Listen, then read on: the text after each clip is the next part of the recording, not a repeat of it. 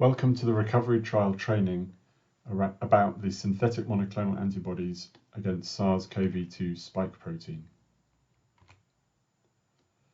As a reminder of the trial design, patients enter the trial if they have been hospitalized for suspected or proven SARS-CoV-2 infection, and they are randomized between either azithromycin or standard of care, and then simultaneously, if the treatments are available and suitable, between convalescent plasma or these monoclonal antibodies or standard of care. There is then a second randomization for certain patients, and all patients are followed until death, discharge, or 28 days after randomization to collect the main outcomes for the trial. There is more about this in the background training. So from following protocol version 9, we have now introduced into the trial synthetic monoclonal antibodies directed against the SARS-CoV-2 spike protein, which you can see in this diagram of a SARS-CoV-2 virus are the pink lollipops sticking out of the surface. In this figure they are blue, and these spike proteins are what bind to the receptor on human cells, and the receptor is called ACE2.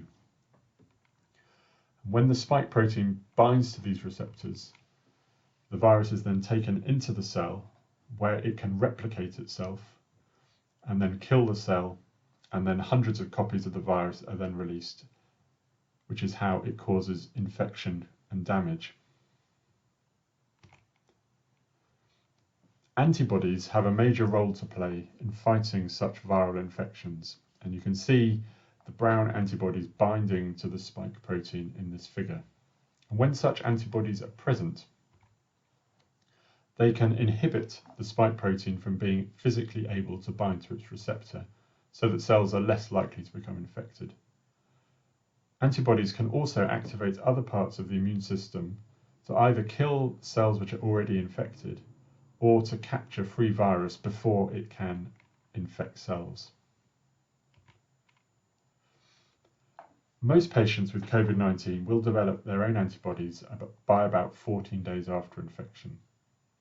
And it is these antibodies which are present in the convalescent plasma, which recovery is also testing.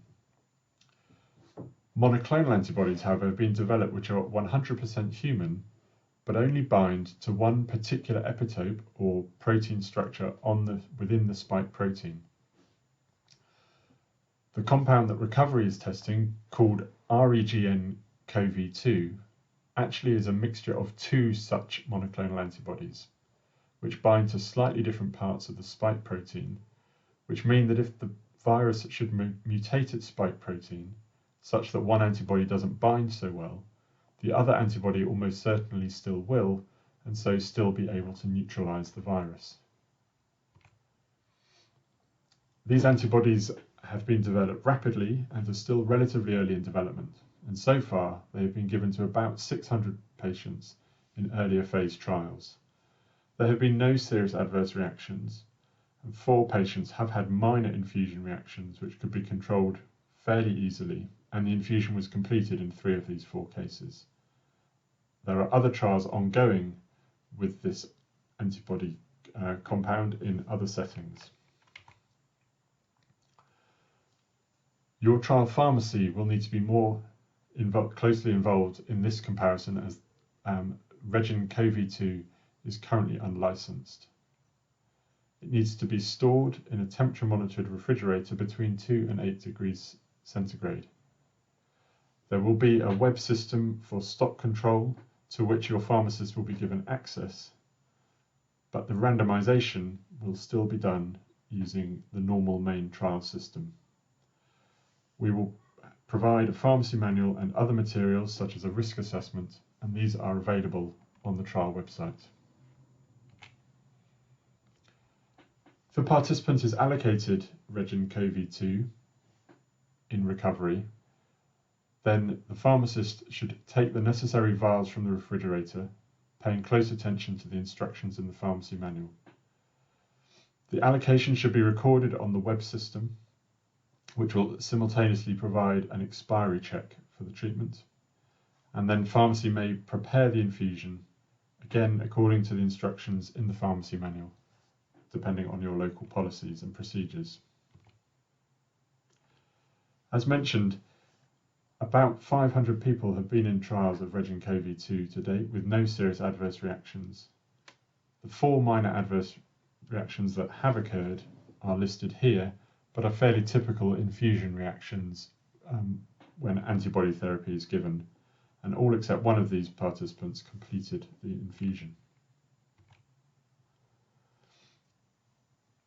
The infusion is made up in a 250 milliliter bag of normal saline and should be infused over 1 hour.